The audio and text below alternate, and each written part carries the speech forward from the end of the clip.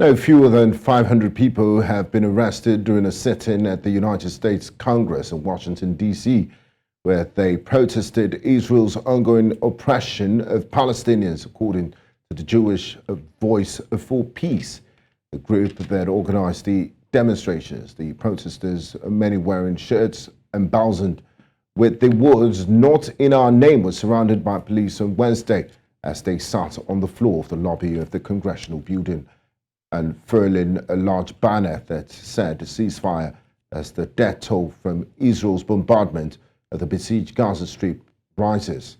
About 10,000 people also marched for the cause in the streets of the United States Capitol, according to Jewish Voice for Peace. United States police said they had cleared the building of protesters by Wednesday evening and were processing arrest. Joining me live is Ambrose Igboke. He joins me for more on this discussion. He's an international affairs analyst. A warm welcome to you, Ambrose, and thanks for joining us.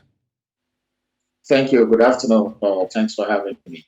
Yeah, thank you, Ambrose. Now, Ambrose, as we speak, the death toll has crossed over 3,000 for Palestinians, and 1,000 of them are children, and also about 1,500 deaths recorded on the Israeli side. The United Nations Security Council yesterday did vote on a humanitarian ceasefire, but that was vetoed by the United States of America. What do you make of this latest development at the United Nations?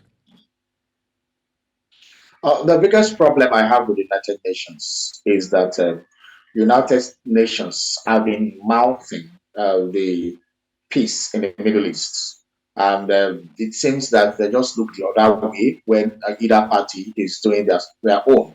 Since 1948, when the state of Israel was declared, there have been wars upon wars. So why has the world not found a solution?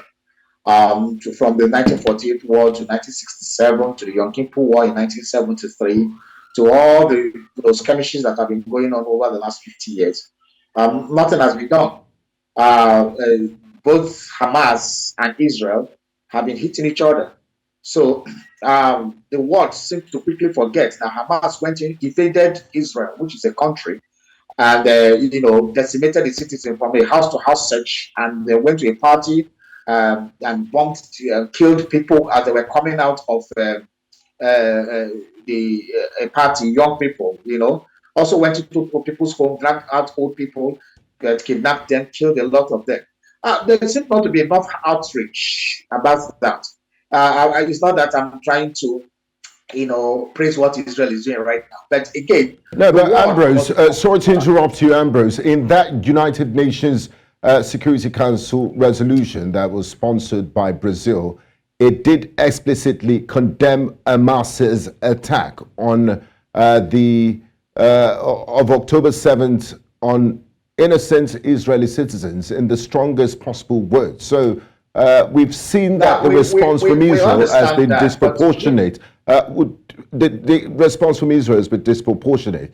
Why is the United States not trying to de-escalate the situation or give at least a humanitarian corridor? What we didn't see.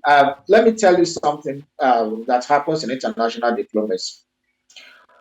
Serious countries don't take invasions, lightly.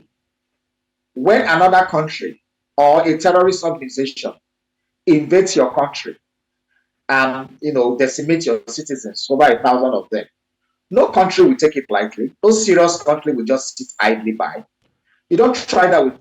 So do you support the Israeli response? So human rights organizations and even the Pope has called for de-escalation of the conflict. Human rights organizations have said, Ambrose, would you let me ask my question and then you respond, please, so that we can have a dialogue here. Human rights organizations, the Pope, and so many people, even Jews, were protesting at the Capitol Hill in the United States yesterday and said, the response is disproportionate. No one is saying Israel doesn't have a right to respond to Hamas's attacks on its citizens. Everyone is clear on that. But the bombing of schools, of churches, of innocent people, so many children have been caught in this. Do you support Israel's disproportionate response of bombing hospitals and also emergency services, ambulances? Middle East propaganda here. It's either I talk on this show or you allow me to speak my mind. No, this is not propaganda. I'm reeling out the facts for you. Let me tell you categorically, you are trying to make me toe a line. I don't give me a straight jacket answer here. I want to say I lay a background and respond accordingly. So you cannot, straight jacket me here. And I'm saying you using the word disproportionate. It's already your passing judgment here. I'm trying to weigh a balance here. I'm not saying this. I'm only quoting human rights organizations. Disproportionate.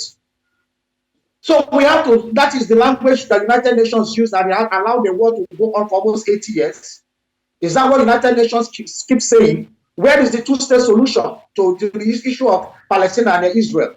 Where has the world been mouthing it?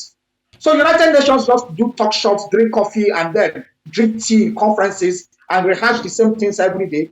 Why is the war going on in the first place after almost 80 years of Israeli state of Israel? Why first of all should this thing even happen in the first place? We don't talk about that. We want to talk about the tea and drinks they took in the United Nations yesterday. Why have they not enforced the two-state solution? If the world really wanted peace, they would have forced Israel and Hamas and Palestine to accept the two-state solution. Where was Africa in 1885? When Africa was partitioned, the geographical boundary called Nigeria, Niger, Benin Republic, and all those things, were we the ones that created it? Was it not some European powers that created it? So why is this one a tough one? Create sovereignty and boundaries and have a two-state solution, and let's have peace in the Middle East. But each time it happens, we speak English, we use disproportionate, use all the grammar. Children are dying, citizens are dying on both sides. Yes, United States, the nations will take tea and keep on bringing out resolutions that don't work. Thank you very much for your time, Ambrose. I'm afraid we have to move on. We're out of time. Thank you so much.